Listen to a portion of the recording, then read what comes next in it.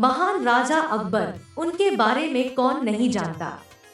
उनके समय का ही एक किस्सा है जिसमें आनंद तो आएगा ही साथ बहुत कुछ सीखने को भी मिलेगा। बादशाह अकबर को शिकार करना बहुत पसंद था। एक बार की बात है, बादशाह अकबर अपने सैनिकों के साथ शिकार पर निकले। शिकार करते करते वो इतने आगे चले गए कि अपने दल से छूट गए। उनके दल के अधिकतर सिपाही पीछे ही रह गए। उनके साथ बस कुछ ही सैनिक बचे थे। अब शाम होने को थी और सूरज भी ढलने वाला था। साथ ही अकबर और उनके साथ के सैनिकों को भूख भी सताने लगी थी, क्योंकि सुबह से वो शिकार के लिए निकले हुए जो थे।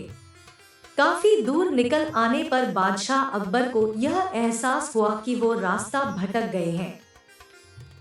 वहां आसपास कोई नजर भी नहीं आ रहा था जिससे रास्ते के बारे में पूछा जा सकता था। थोड़ी दूर और चलने पर उन्हें एक तिराहा नजर आया। बादशाह को यह देखकर थोड़ी खुशी हुई कि चलो, इनमें से कोई न कोई रास्ता मेरे राज्य तक तो जाता ही होगा। लेकिन सभी इसी उलझन में थे कि किस रास्ते पर चला जाए। तभी सैनिकों की नजर सड़क किनारे खड़े एक छोटे से लड़के पर पड़ी। वह लड़का बड़ी हैरानी से महाराज के घोड़े और सैनिकों के हथियारों को देख रहा था। सैनिकों ने उस बालक को पकड़कर महाराज के सामने पेश किया। बादशाह अकबर ने लड़के से पूछा, ऐ लड़के, इनमें से कौन सा रास्ता आगरा जाता है? यह बात सुनकर वह बच्चा जोर जोर से हंसने लगा। यह देखकर राजा को बहुत गुस्सा आया, लेकिन उन्होंने शांत भाव से उससे उसकी हंसी का कारण पूछा। लड़के ने जवाब दिया, यह रास्ता चल नहीं सकता है, तो यह आगरा कैसे जाएगा? आगरा पहुंचने के लिए तो आपको खुद चलना पड़ेगा। महाराज उस लड़के की सूझबूझ को देखकर चकित रह गए। उन्होंने प्रसन्न होकर उस बच्चे का नाम पूछा। लड़के ने जवाब में अपना नाम महेश दास बताया।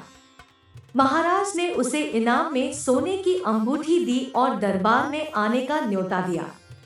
इसके बाद बादशाह अकबर ने लड़के से पूछा, क्या तुम मुझे बता सकते हो कि किस रास्ते पर चलने से मैं आगरा पहुंच पाऊंगा? लड़के ने बड़ी ही शालीनता से सही रास्ता बताया और महाराज अपने सैनिकों के साथ आगरा की ओर चल पड़े। यही लड़का बड़ा होकर बीरबल के नाम से प्रसिद्ध हुआ और बादशाह अकबर के नवरत्नों में से एक नवरत्न कहलाया। इस कहानी से हमें यह सीख मिलती है कि ज्ञान और सूझबूझ का सम्मान करना चाहिए।